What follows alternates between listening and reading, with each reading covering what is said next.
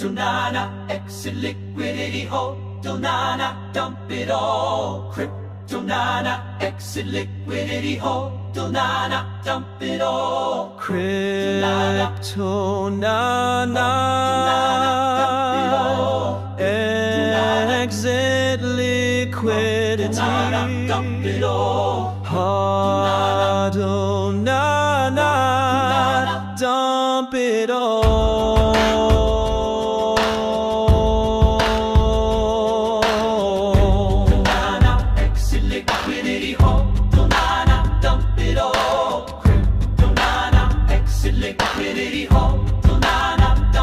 From the day we arrive on the blockchain and blinking step into the trade, there's more to lose than can never be won, more to dump than can never be saved. Influencers, tweets, and the noobs all follow, buying high, selling low at a game. But the boomers know, and Sailor, he knows that the dump is coming. It's all the same. It's the circle of exit liquidity, and it moves us all through despair and hope, through faith and FOMO, till we find our place on the path unwinding in the circle of exit liquidity.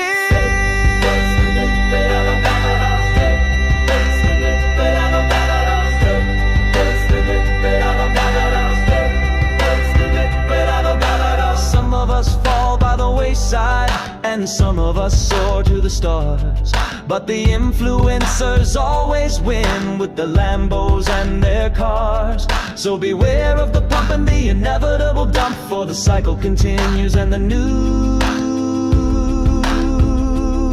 get wrecked. Kryptonana, exit liquidity hodl nana, dump it all. Kryptonana, exit liquidity hodl nana, dump it all. Kryptonana, exit liquidity, dump it all. hodl nana, dump it all.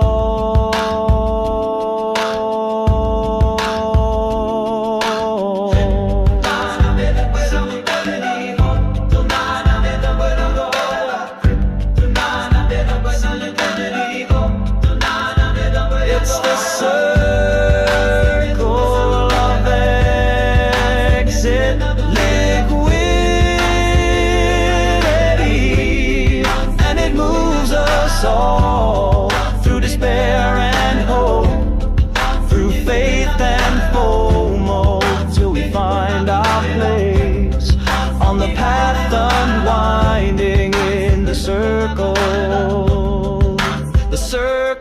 of exit liquidity.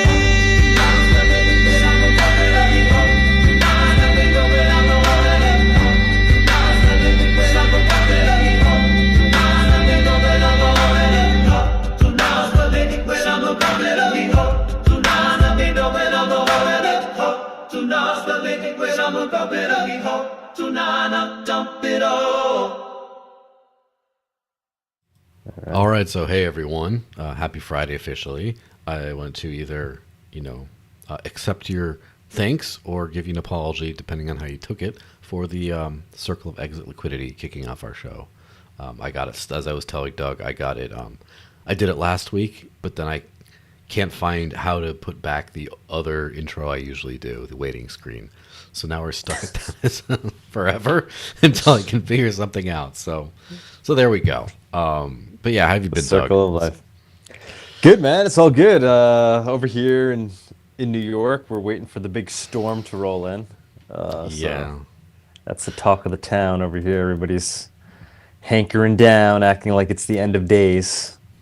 Well, yeah, I mean, it is going to be brutal. Like, I'm not too far further northeast.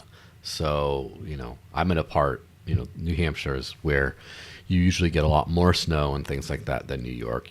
But it's maybe not as exceptional.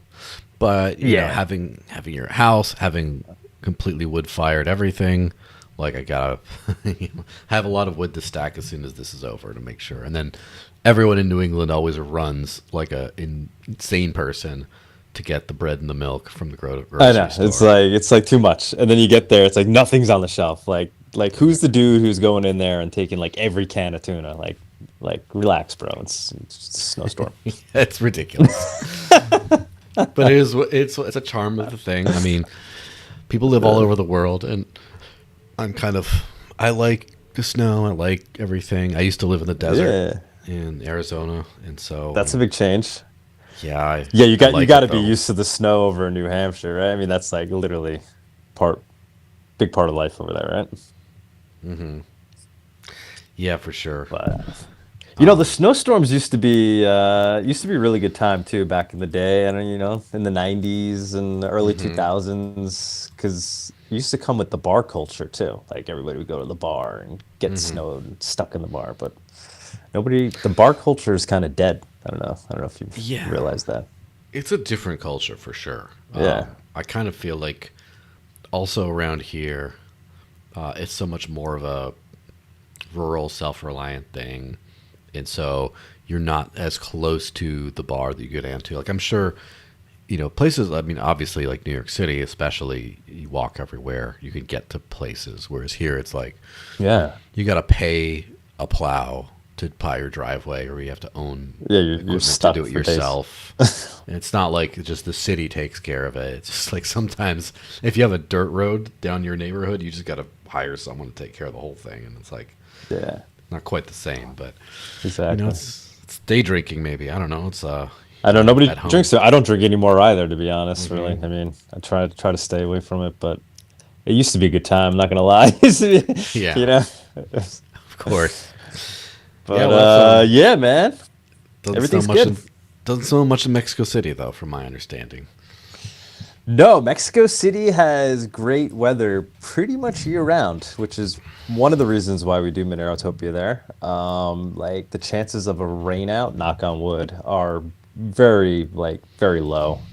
Obviously, depending on the time of year, but in February, our chances are very high that we're gonna have perfect weather. Like mid Ridiculous. 70s, clear skies.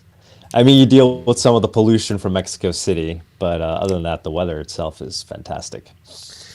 Yeah, I grew up in the north of Sonora, Mexico, and it So was well, it was very different weather though, because it was oddly enough like Mexico City is very high elevation, like 7,000 Right. feet or something. This was like 5,000 feet, but more mountainy, I guess, because it would get hot in the summer, and then in the winter, it would be like a high of like the mid 50s in the day, but then it could sometimes go down to like the 20s at night.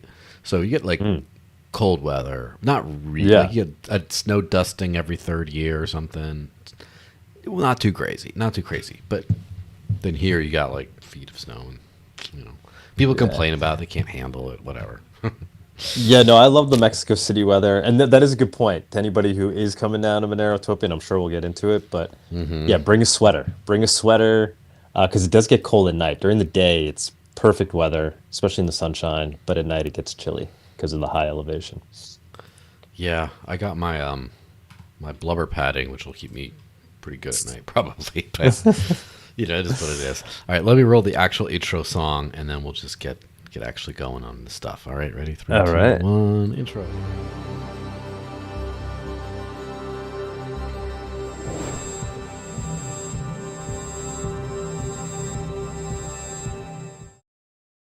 All right, so hey everyone, officially welcome. This is the Digital Cash Rundown, episode 214, which means I've been doing the show 214 or so weeks in a row, actually more. I'm joined by the one and only Douglas Tuman. How's it going, man? Good, man. Thanks for having me on. Yeah, no problem. And Is this my first? Is this my first time on Digital Cast Network?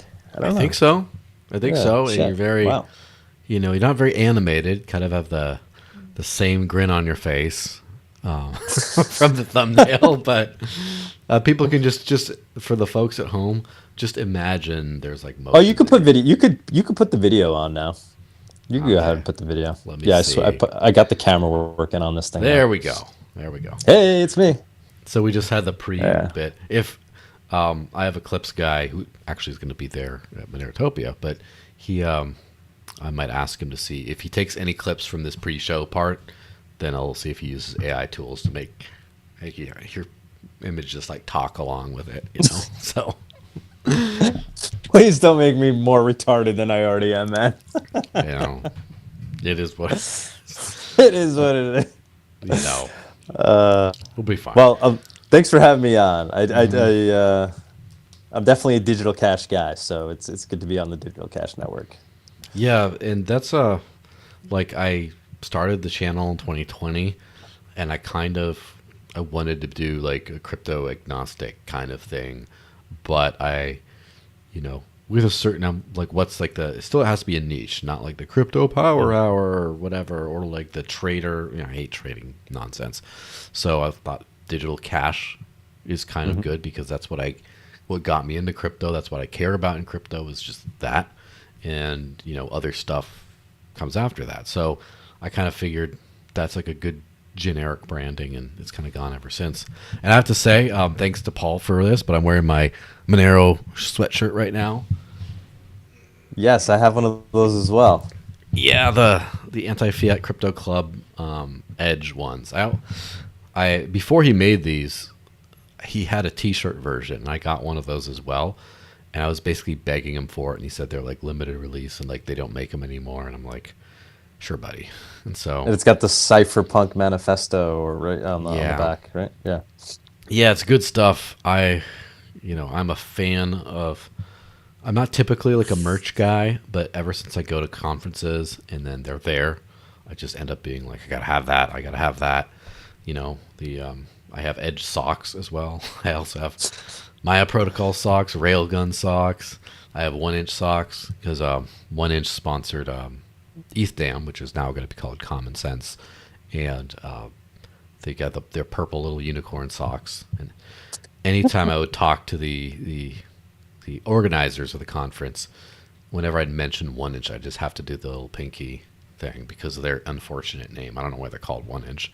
Yeah, I don't even know why. What? Let's not even go down that rabbit hole. I did it enough times that now whenever I talk to them, like I talk to Eleanor, I'm like, and she says, "Oh, I think we're gonna try to get 1-inch back." And now she does the thing too. So I'm an initiator of bad habits for sure. So I got a lot of Monero swag as well, obviously from through the year. I mean, it's basically my casual attire when I'm not wearing work clothes. I'm wearing my Monero t-shirts. I still remember. Do you know of Derek and Steven who used to run AnyPay? Does that name ring a bell? No, I don't think so. They ran a payment processor that accepted a bunch of cryptos out of Portsmouth, New Hampshire, and they were kind of part of that whole like free state crypto revolution thing, and then they left the country a while back. But before that, their office, I don't know where they got it from, but they had a ton of like Monero art in there. Like they had some Bitcoin stuff too, but I asked them, I'm like, why so much Monero stuff? And they're like, well, whoever makes this just makes like the coolest stuff. And so it was all like it was all those art, like all the propaganda poster vibe stuff, like the 1950s style, like serve your country, buy Monero kind of vibe, and right. Might have been Siddhartha, but maybe not. Yeah, maybe somebody. I wonder. Yeah. And they were just like, look, I'd like to have other art, but just as well, but this is just the coolest stuff, so we'll put it up. So yeah, there's unfortunately they probably got rid of it or took it all with them when they left. Otherwise, I would have raided their stash. Yeah. I'll have some fun stuff to put up here, but yeah. We will have a lot of Monero art at Monerotopia because we got somebody coming down there, Sir Jams a lot, who will be bringing a bunch of Siddhartha's artwork. Yeah. So that should be cool. If people want to buy some Monero art, it will be down there. I recognize that individual from the X's. But yeah. Sir James. Yes, I've seen Sir Jam posting some stuff. Yeah, it'll be a fun time. Let me get rid of this. Let me get the shilling out of the way real quick, and then we'll get right into the conference stuff. So this podcast is, of course, very proudly sponsored by CoinATM Radar. They kind of threw me a bag back in the early days, and I always grateful to have them. Anyway, so when buying crypto with cash, an ATM is much more reliable and safer than meeting some random person in a random place.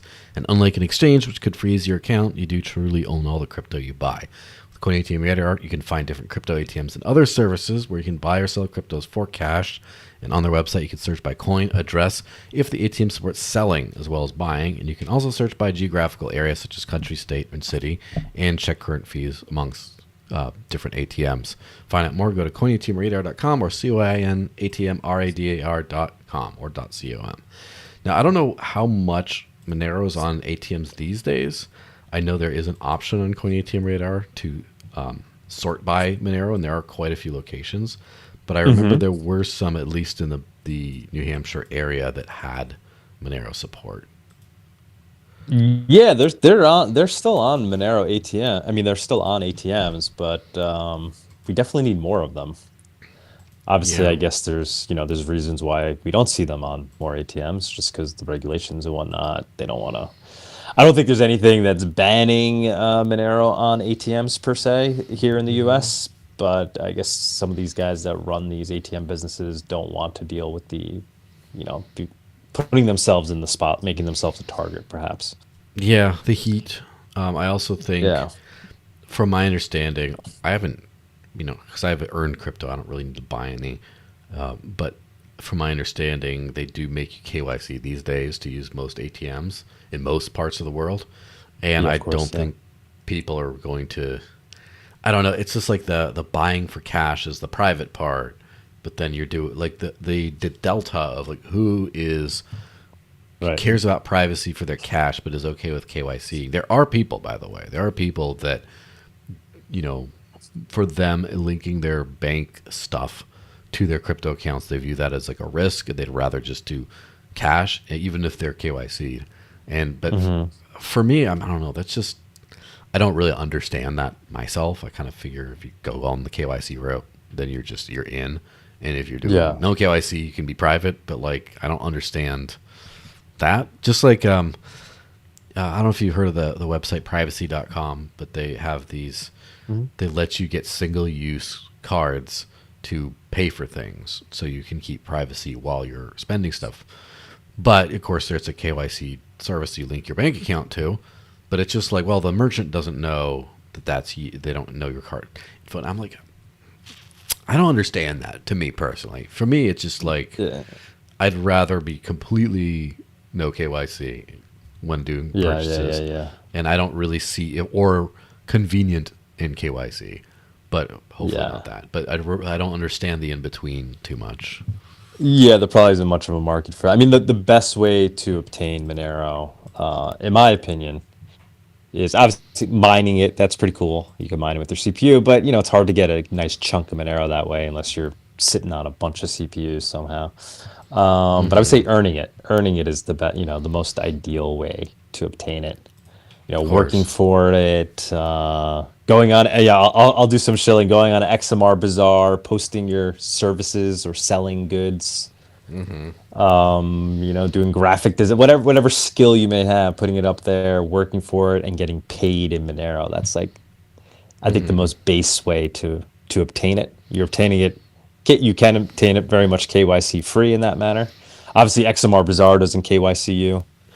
Depending on who you're working for, and what you're doing for them, you could probably stay anon. I know I hire a lot of people that do work for me that I pay in Monero that I have no idea who they are. So I think that's probably the best way to do it. And then Rito Swap, that's gained some good traction. Essentially, Rito Swap is like the instance of it that's popular. And that's like BISC but Monero base, and it's gained quite a bit of traction. And I haven't used it, to be honest, just because I don't really have a need. I earn Monero. I have Monero coming in another way, so I'm not really ever trading Monero. But for those that are looking to obtain Monero without KYC, I would say Rito Swap is the one of the most ideal ways. Other is using instant exchanges, so like going through Cake Wallet or Edge, and using the instant exchanges that are built into those. And those are KYC free. Now, you could be shotgun KYC'd, that can happen to you. But for the most part, if you're like swapping Litecoin into Monero, you'll probably get away KYC free. Yeah, that's I especially like the earning part because sometimes you when you're talking about like adoption at scale, like crypto as money has not really been adopted at scale yet. And one of those big things is, and I give talks about this, and not really, I'm going to do a little different twist on this at Monerotopia, so it's not giving anything, I'm not spoiling anything, but it's basically you earn fiat, you spend fiat. And so the move into a crypto asset to then go back to that doesn't make a lot of sense. There's like friction. I mean, to me, it makes sense because I care about sovereignty. It makes more sense if you have to earn fiat to just buy crypto with it and then spend crypto, even, you know, whatever. But so where we get big adoption is where your expenses, your real expenses, are just natively in crypto, or where your income is just like mine, natively in crypto, or even better when the both exists, when like you earn crypto and then that's just what you have, so that's what you spend, and then you don't have to convince other people, oh yeah, you do this processor that swaps it for this, or you can just give it to them, and then that's when the circular economy really flows. Exactly. And that's the most disruptive way to adopt and use crypto, right? Like if we're just essentially living off of fiat but through crypto, we're not really doing anything, even if we're using privacy coins. But if we're building our own economy outside of the existing one and using privacy coins within that economy, then crypto is really doing what I believe is its purpose and job, right? Which is to kind of suck the life out of the fiat system. Yeah, absolutely. And there's a lot of like, you know, that's all I'll spoil for now because there's a lot of other stuff I'll go into. You just have to actually go to Monerotopia to hear all this stuff because there's like several layers of strategy to get here. But yeah, let's just hit on the main event, I guess, right? Sure, yeah. The funnest conference. A lot of people are very much looking forward to it / getting FOMO for not going there. So Monerotopia 2026, Roma, Mexico City, February 12th through 15th. So here's the big page. Day 1, Day 2, Day 3, Day 4, all the schedules. The hotel guide is here, the map, tickets, and he said that locals can get in free, right? Yeah, we have a locals ticket, which is only like $25, like 500 pesos, and that gets you full access into the dome and whatnot, where you can, raise your hand and talk to the speakers. But you could also literally just come in for free if you're a local. You'll just get into the general area where we have the marketplace, but you'll still be able to hang out with the Monero people. You'll be able to go to all the Monero stands. You'll be able to go to the Monero 101 area and learn about Monero in Spanish. So yes, you could effectively go to the conference for free if you're a brokey, or you're a local. Broke local. Yeah. Yeah, I mean, it's really for anybody, right? Like but I'm assuming if you could fly to Mexico and get there, then you could afford a ticket. So that's why I say for locals. Yeah, of course. And we appreciate, like, if people have the means, please just buy a ticket, because it just, we want this to be a sustainable effort, and it has been, mostly not because of ticket sales, but because of the sponsors. Yeah, of course. So we formulated it in a way where we can keep tickets super cheap. We could essentially have free tickets for locals, but we can still profit because we have the sponsors that support it. So Cake Wallet, they've been our sponsor since day one. We've been doing this conference. This is our fourth one. They've been they've always been a main stage sponsor. And now we have Edge Wallet as a main stage sponsor as well. So, which is pretty interesting because they're competitors, obviously. They're both wallets. Yeah. But they're both supporting Monerotopia, which is really awesome. And it's not like, your typical crypto conference where you have these big corporate sponsors. It's really a grassroots, down to earth. I mean, so people will be using crypto there. You have a legit marketplace with pretty much like 100 vendors that are there. Some of them are vendors that were there in years before, so they're already onboarded. Some of them will have to, will actively be onboarding as they're there. But yeah, it's awesome. It's awesome for the wallets too because they get to see their product being used in real time. Like we've had so many instances where Cake and Edge, even in years past, where they weren't a sponsor, but just were down there where they had people using the wallets and they would see like, oh wait, this doesn't actually work, or this could be improved, or this QR code when we're in dark mode doesn't work. So it's not just a bunch of people on their high horses talking about like what crypto should be. It's people actually using it, walking the walk. So that's in my mind, that's what makes it awesome. And a lot of it came from the inspiration from attending PorcFest in years past, and I wanted to bring that into a Monero conference, and I think we've achieved it. I think it's pretty kick-ass, to be honest. Yeah, I could obviously I can't attest to that because I haven't been yet, but it I have obviously been to PorcFest many times, and it is sort of what the ground zero of where crypto adoption came from, and a lot of the crypto space has sort of I don't want to say it like it's a positive, but graduated past that. They've kind of like moved to other things, gotten bigger, and it's funny how economics work with like scarcity of supply and demand and things. Like everything was cypherpunk back in the early days. So then you start to get other people in and big tent it up. And then eventually, like I go to a lot of the big conferences like Consensus, like the Bitcoin conference, things like that. And I was making jokes about Consensus this last year in Toronto. I was calling it StableCon because of just like every big stablecoin issue where that's like all it was about. There was like almost nothing like real. And although I have to give one major exception to that for Consensus, because like 95% of the booths and everything was just like not anything I'm interested in. And the one thing, the folks at Flexa, or the acronym foundation, but that powers Flexa and a bunch of stuff like that, had this whole recreated a strip mall where like a 90s strip mall that was like a parody. So it was like blockchain video instead of Blockbuster video. And then they have like a nail salon. They had like with a real nail tech in there. They had like, they had a photo shoot. They had everything, and a merch store and everything. Everything. They were handing out these little, these burner cards, as they're called. It's like a little NFC card. It's kind of like a hardware wallet. I don't know if you've seen Tangem wallets. It's sort of like that, but it's just like a plastic card that has your private keys on them. And in addition to just being able to tap on your phone and access it that way, you could also tap at these terminals and pay with crypto. Again, not like fiat rails, but like pay with crypto from an offline card.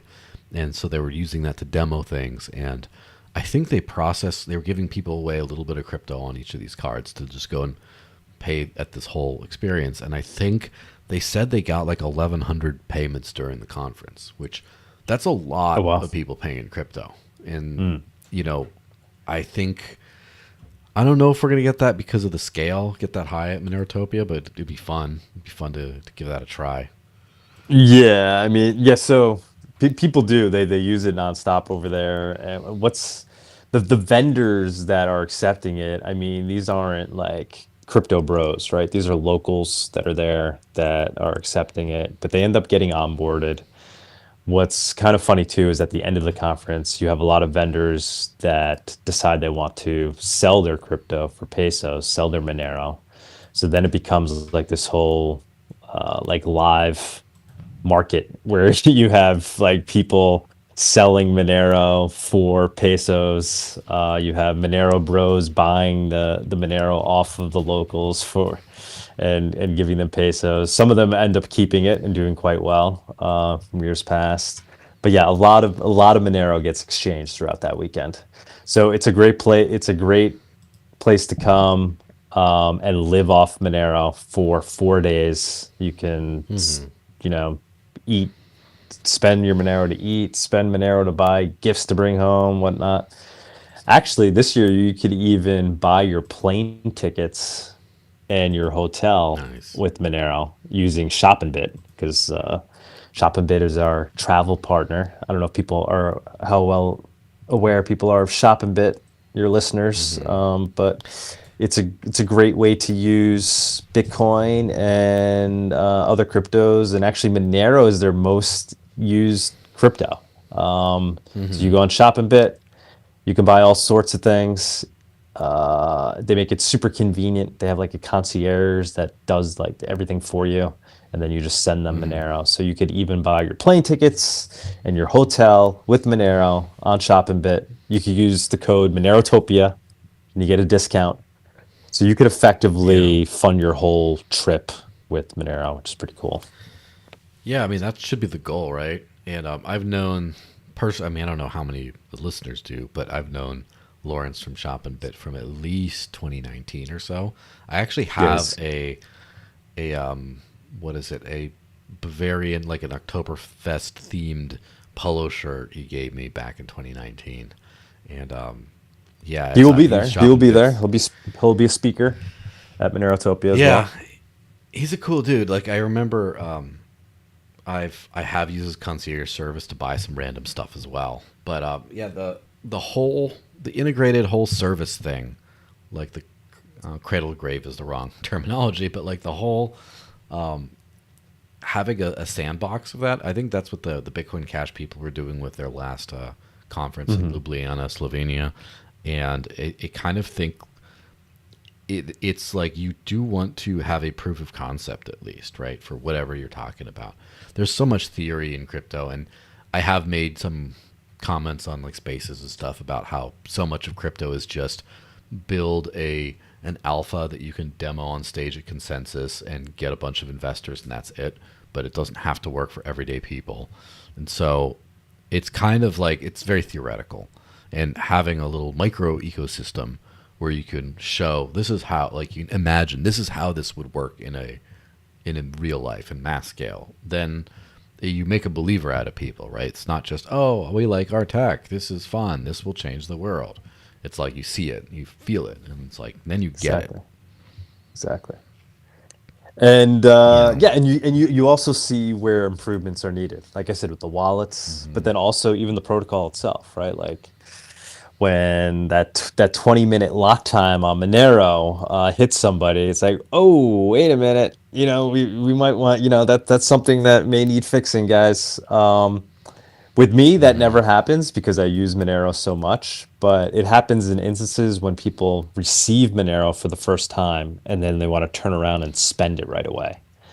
And people, like a lot of people in the Monero community, a lot of, you know, maybe hardcore Monero people, but that actually don't get out much and actually try to use things that they don't really see it as a problem. They're like, oh, what's the issue? But it is a problem when it hits the real world, and you send somebody the Monero, and then they want to turn around literally 2 minutes Yeah. later and send it to somebody else. So it reveals those things well, which I think is good because it shows you what the issues are and what needs to be solved. We see Monero working at its best, like super cheap to send. People are impressed by that. They do get it very quickly. And then it's, always private and whatnot. But there are those instances where you're like, oh, okay. There's some improvements that need to be made. So it's good for those purposes as well. It's not just people like giving presentations talking about how great everything is. That's the Yeah. other thing too. Just Obviously the presentations. So the marketplace is awesome where you're using it, and the actual what's happening in the dome is really amazing as well because it's not a lineup of just like I said, just like big corporate talking about number go up. It's cypherpunks. It's the Monero devs, it's devs from other privacy tech projects. Let me go through the list here just so I could call some things out. So we have Xano. They're actually our VIP dinner sponsor. So I don't know I'm sure your audience is quite familiar with Yeah. Xano. They will be down there. We have Beldex, which I don't even know much about. They're actually pretty OG. I don't know if you know how much you know about them. They've been around for a I don't long know a time. ton about them, but see, like the day job with working with Dash stuff, I've had, first of all, we co-host our weekly space with Xano, so I'm pretty familiar with those people, and I love the Xano people. They're great people.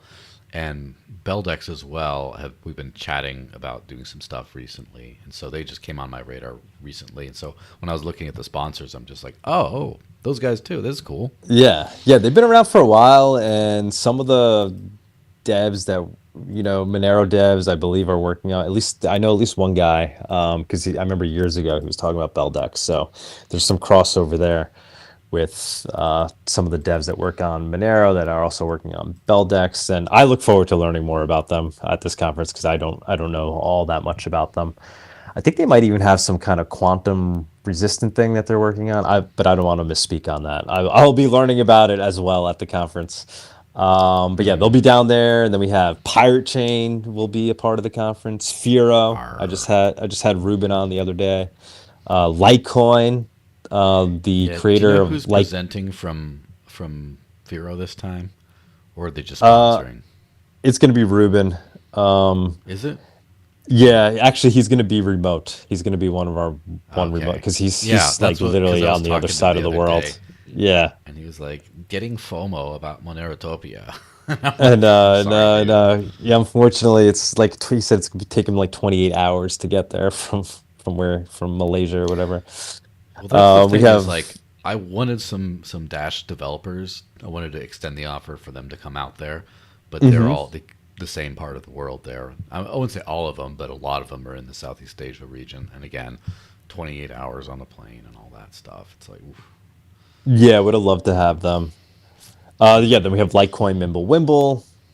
We have Dash, as you mentioned, which is basically going to be you repping, and then we have Quai Network, which I'm excited about. We have the Quai guy that will be down there talking about work shares. Obviously, Monero has faced some proof of work issues recently. Quai is a good project to talk to with regards to what they're doing, proof of work, and what Monero can learn from them. So the talks really are kick ass. So Yeah. it's like privacy tech, like privacy coins, and then we'll have panels so people can kind of like debate the pros and cons of each project. We'll have like maybe a proof of work versus proof of stake panel because there'll be a lot of experts in those areas, and that's a pretty Interesting. controversial thing right now. Is there going to be, do you think, proof of stake advocates for the most part? Because it does tend to be with the more cypherpunk type projects. It tends to be married with proof of work a lot, and they get very emotional about that stuff. So I Well, personally Xano both. is very much pro proof of stake, right? They're a Mm-hmm. hybrid. They're hybrid proof of work, proof of stake. Actually, their proof of stake element was developed in concert with a Monero developer, Monero researcher Interesting. Co. Zarkanium, Mm-hmm. and Andre of Xano, who Mm-hmm. was one of the, if not the first people to develop on CryptoNote, right? Created the first Mm-hmm. implementation of CryptoNote, which Monero is built upon. He predicted years ago. He told me, he's like, Doug, one day Monero will be proof of stake. I was like, well, I don't know about that, bro. I don't know. Yeah. So I don't think I've been convinced by the proof of work maxis that Monero needs to stay proof of work. It makes it like ultimately like as egalitarian as it could possibly be, as permissionless as it possibly can be. Makes it harder to co-opt. But yeah, there'll be some proof of stake people there for sure. The Xano guys, and there might be some other pro proof of stake people. Yeah. His, it's one of those things where, as would be convenient for me, of course, I kind of tend to prefer a hybrid type model, but like there's very compelling arguments on both sides, and it's not just like a politically correct thing to say. I did like a 4-hour podcast series on, had 4 people talking about one, advocating for one or the other, and also advocating for different hybrid systems. And the ultimate thing is there are just trade-offs, right? You can't, like, you just got to decide which one is the best fit. And what I like about Quai in particular is I kind of feel like a lot of proof of work is like old school, and I kind of feel like the most modern tech tends to be proof of stake based stuff.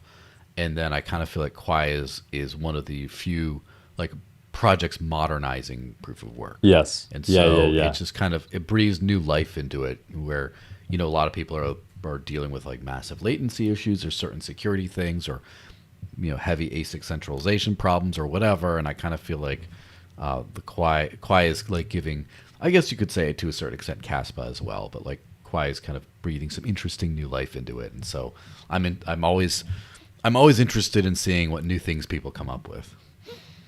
Yeah, that's funny. I look at it the same way. When I had, and actually, you introduced me, I think, to Quai. I think you're the one that turned me on to them. Um, and when I had him on the show, yeah, he really kind of galvanized my proof of work maximalism. He's really like the best advocate for proof of work I've ever heard. He really expresses the points well. One of the good points he makes is that ASIC mined coins basically do have some proof of stakeness to them, right? He kind of described it as It's like, funny.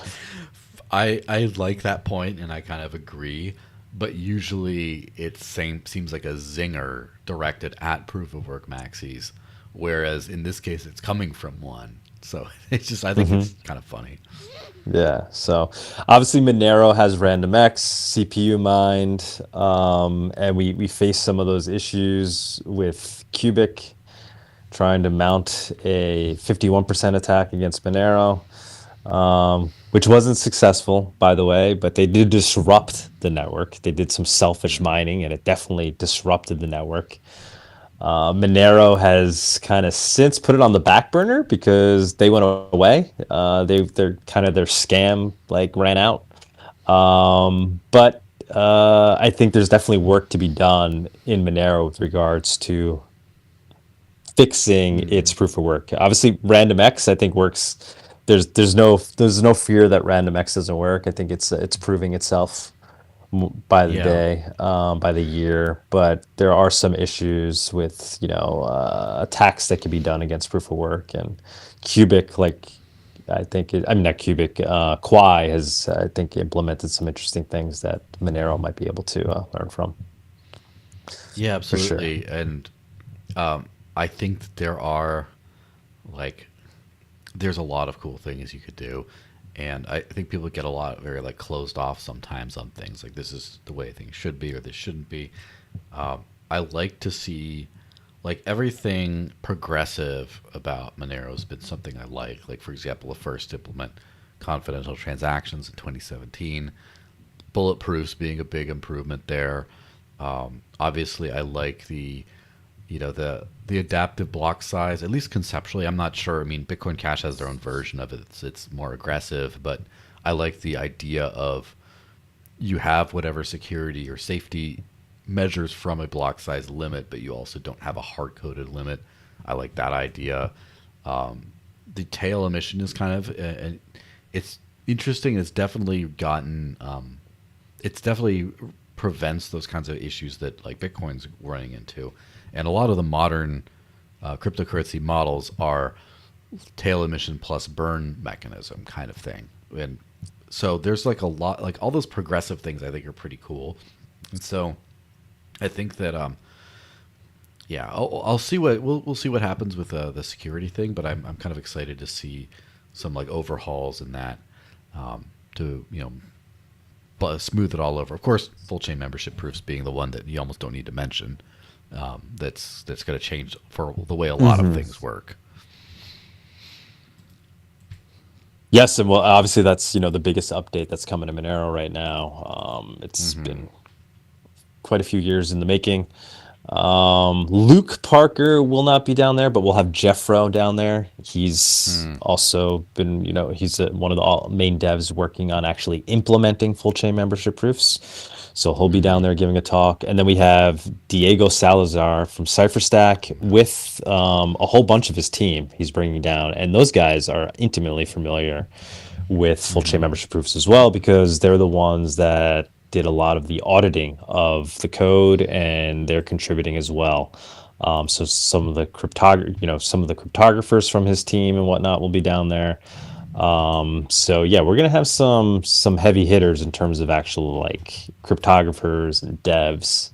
And then we have, less technical talks as well, just like people talking about opting out and using crypto, like, the things you'll be talking about, right? And we have others in that space, like kind of the crypto anarchists, not talking about the how, but the why, right? Like why crypto Yeah, matters, of why we should be course. using it, and all that. So, yeah, so it really is a magical conference, because of the fact that you can use it, and because of the fact it's not a maxi fest, right? I've done Yeah. it's been hard to do as well. Like I've been having to fight off certain people and certain groups like that get pissed at me, like, oh, why are you having Zano, or oh, why are you, letting these guys participate, or even you, like, why are you letting Joel come to the kind of like fuck you.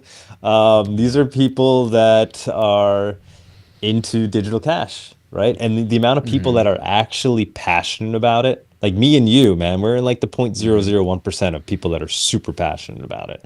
There's a lot of people that Yeah. talk about it because it's like they're trying to pump their bags, and like they're pretending that they're, but the actual amount of people that really care about these things is really small. So I see it as, why would I want to limit or reduce the size of that tent? I want to make that tent as large as possible. So if you're into living off of untraceable digital cash, but you're using Pirate Chain and you're not using Monero as much, I want you there, right? Because it's a small group of people that actually believe in these ideals to begin with.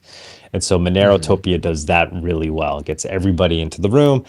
And once everybody's there, it's not like Twitter, right? It's not a bunch of assholes just being assholes to Yeah. each other, because now you're face to face, you're having conversations, and you find yourself agreeing much more than disagreeing, and it's all kumbaya. So it's Well, of actually course.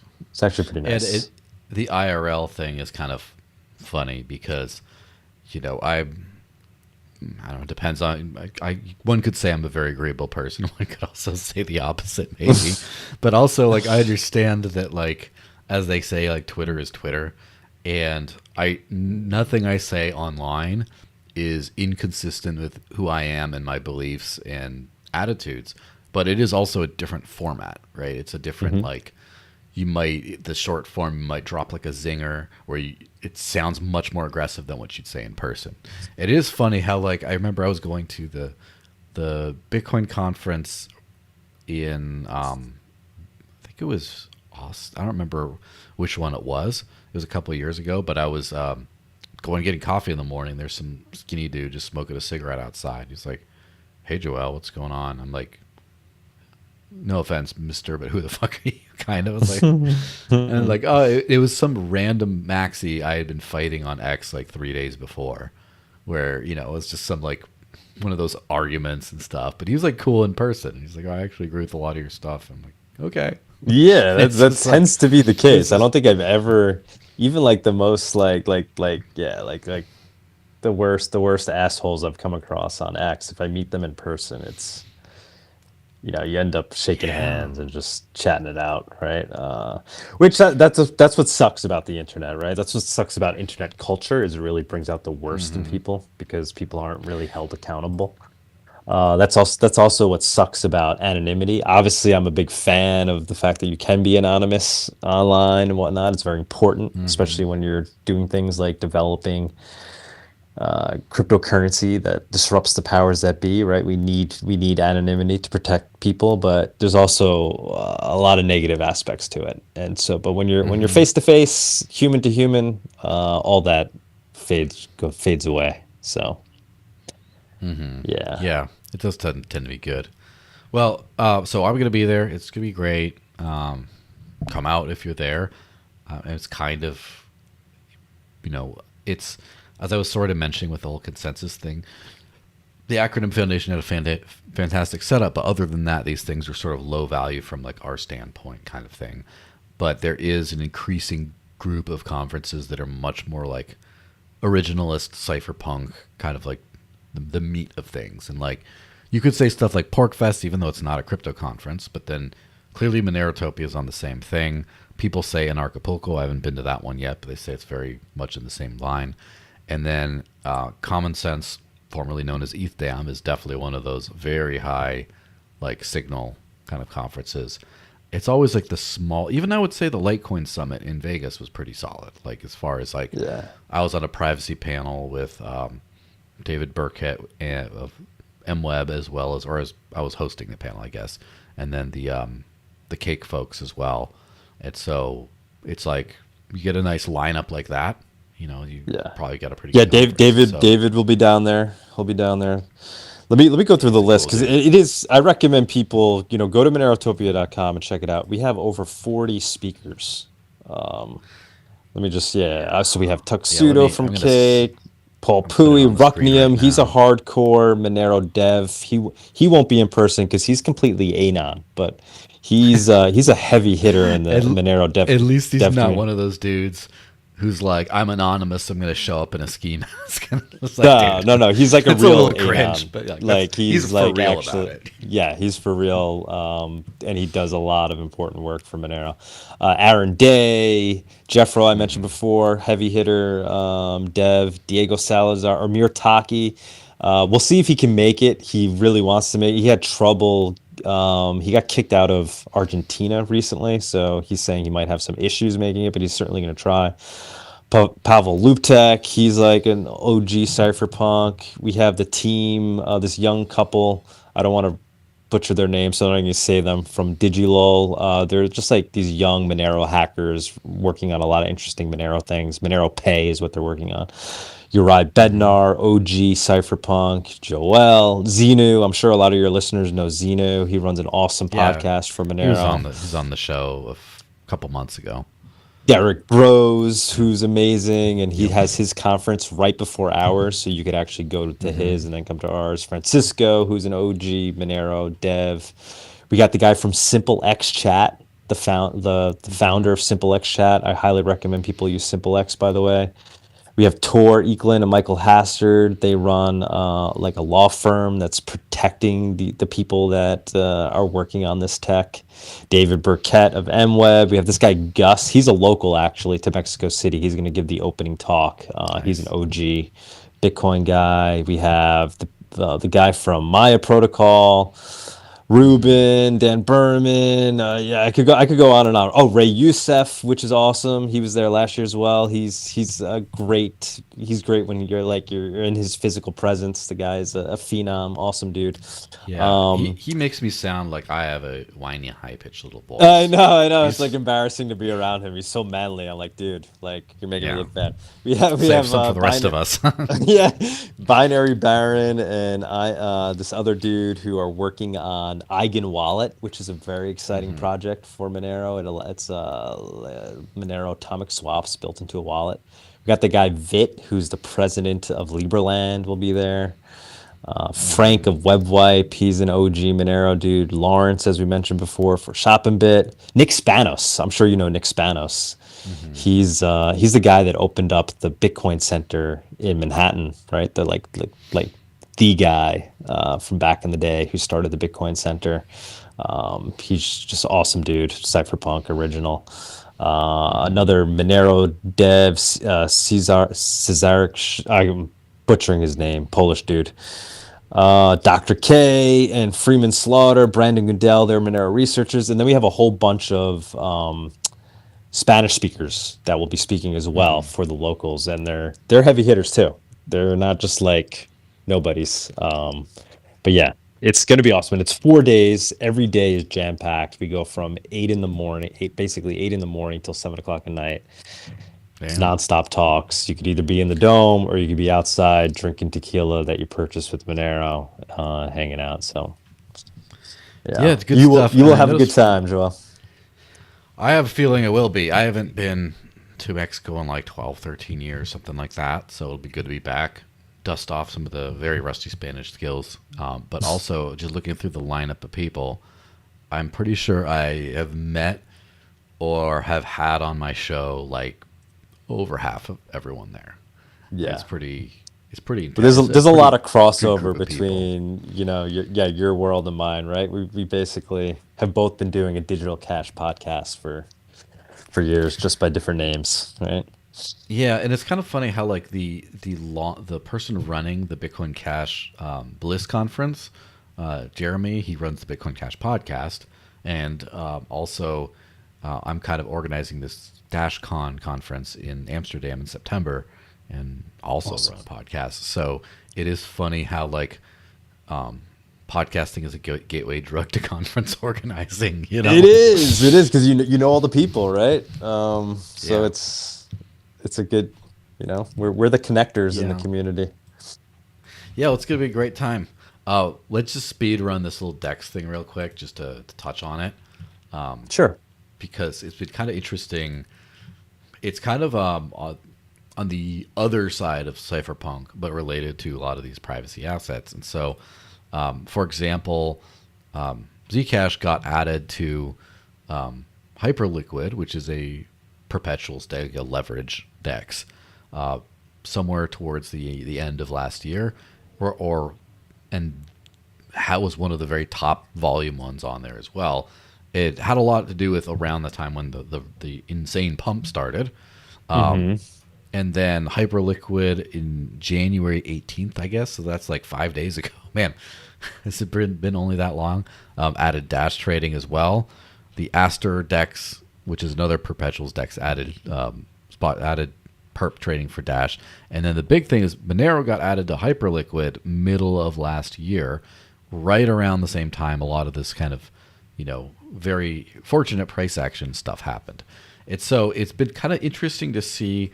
I kind of feel like maybe the age of like delistings is sort of over. Not to mean that delistings are over themselves, but the age where everyone's like, oh, I don't know, are you going to stay on the exchanges? Like that whole thing is a fear for sovereignty and privacy assets.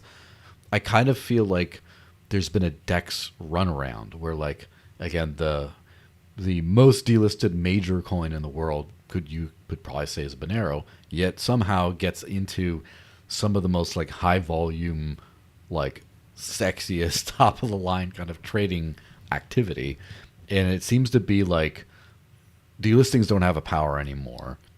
But then there's the other side to it of like, wasn't it kind of nice not being on all these like degen platforms, and now it's kind of back. I don't know. What are your thoughts on that whole perp decks, especially like getting hard into the privacy assets? Yeah, well, I don't know much about Hyperliquid, but yeah, I'm a big fan of the more bridges to Monero, the better, because Monero is the most delisted coin from the centralized exchanges. So it's been talk forever, right? That like initially it was kind of like a little bit of cope, right? We were getting delisted from all these exchanges, and then it was like, oh, well, that's okay because we'll be on these decentralized platforms. But now it's actually happening. Obviously, we're on all these instant exchanges as well. They're not decentralized, but they're another avenue to go in and out.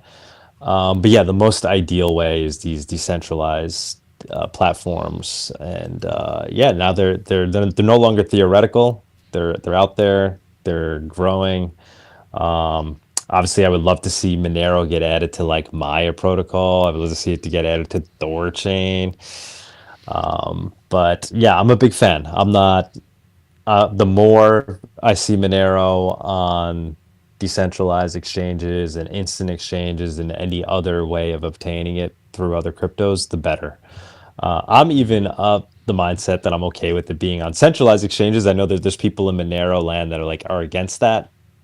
Me, I'm like, I want to see more. I want to see normies being able to obtain it.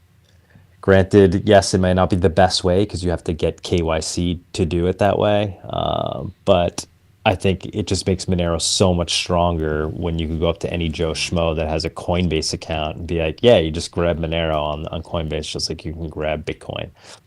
To this day Yeah. in New York, there's no really super easy. Monero's never been listed on a centralized exchange in New York, which I just like Yeah. find crazy. It's just crazy. And what's funny is, as someone who's like inside, I mean, not really, but like I do a lot of business development with companies like that. Dash is not available in New York either. Like even Coinbase, they just won't let you buy it in New York. I don't know what the hell New York is doing, but like, Yeah, I it's don't know funny how like, yeah, why like, was Dash? Zcash Why is was Dash available. like blacklisted from New York? That I don't know. It in like for it's more that it wasn't whitelisted. Like that's the New York specific thing, right? Where because of like the bit license stuff, it's more if some exchange has not said we'll list you, then that won't be a thing. And so like for example, anything grouped into the privacy element has just automatically been like excluded, but then a lot of the early Zcash people did a lot of effort to get Zcash available, so therefore Zcash is the one that's available in New York. From the Dash side, we are working on a few different avenues, so hopefully, as I said in some chat somewhere, I forget this week, my brain's mush with everything going on. I have like a 70 to 80% confidence that you will be able to buy Dash in New York this year, but it's I don't know. Like it seems like the one centralized exchange that is not giving up Monero is Kraken, and I don't think Kraken has a bit license. If they No. do get it, which hopefully they should get it, because I think that everything is getting easier from the regulatory angle these days in the U.S. Again, I'm just speaking kind of objectively about what's happening, not giving value judgments to any of this stuff. But I think there could be an avenue for Monero to be in New York, centralized exchanges and stuff, this year, next year. I mean, I wouldn't, I'd say it's like Yeah, 50-50 within the next year or so that it'll happen. So it's I'm not working on like it that as might. well behind the scenes. I've been, but now I've always been an advocate for trying to eliminate the bit license in New York, but now I'm actually trying to make some Course. real headway on it behind the scenes. We have a governor's race coming up in New York, and the Republican candidate Bruce Blakeman. I'm very familiar with him. I know him quite well, and I don't want to speak for him at this point in any terms, any certain terms, but I do think he will be on the side of being pro crypto, if not eliminating the bit license, at least perhaps eliminating some of the arduous things that come along with the bit license in terms of like having to do the like reporting and stuff. Some of the things that may make it difficult for people to list Monero. Maybe we get some of those things to go away. Maybe the bit license will still exist, but it will just be in different form. So it'll be easier for people to obtain it. And then it'll also just be easier for people to hold it in terms of the reporting that they'll have to do. And so maybe it gets to the point where these exchanges can start to list. And I'm Yeah. trying to advocate on behalf of eliminating the bit license, but maybe I could get his campaign to at least accept the fact that it needs to be altered. And then obviously he would have to win. But Of I think course. he's got a real shot. I don't know how familiar you are with New York politics, but we have a communist that's running New York City right now. So the rest of the state is like, you know what? I think it's time. Maybe we try out a Republican for governor, just to kind of balance things out. So I think he has an amazing shot at winning. We haven't had a Yeah. Republican governor here in New York since Pataki, which was like when I was a young teenager, like maybe I was like 12 years old or something. So Yeah. that's the behind the scenes stuff that I'm working on, and I think it could help lead to eliminating the bit license or at least making it less onerous. Yeah. Looking forward to it. All right. Well, let's wrap this thing up. We've been hitting just a little bit over an hour. Awesome. You can be followed at your full name, right? Douglas Tuman on X, and then Monerotopia, and that's also Monerotopia.com, as I was showing up on the screen earlier. Which, by the way, congrats on getting just like simple handles that no one has to guess. It's just like right there. And yeah, we'll see you. It's like what, 3 weeks away or something like that. It's like Yeah, it starts February 12th to the 15th, 4 days. So it's coming up fast. It's coming up fast. Yeah, it's gonna be a good time. All right, see everyone there. Everyone watching, thanks for watching. I'll see you guys next week. Follow Doug and watch Monero Talk as well. And I'll see you guys around. Bye bye, everyone. Awesome.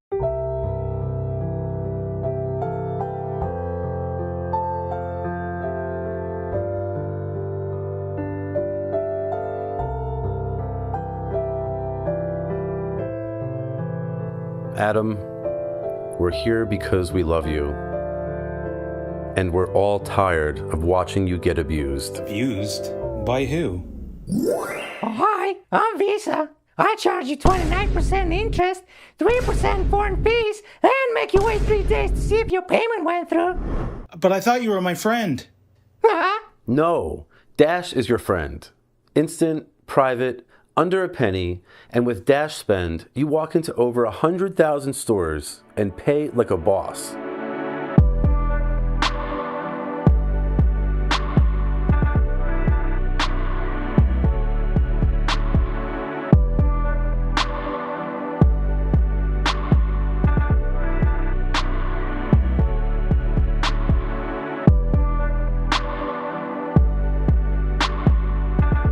All ready? Yeah.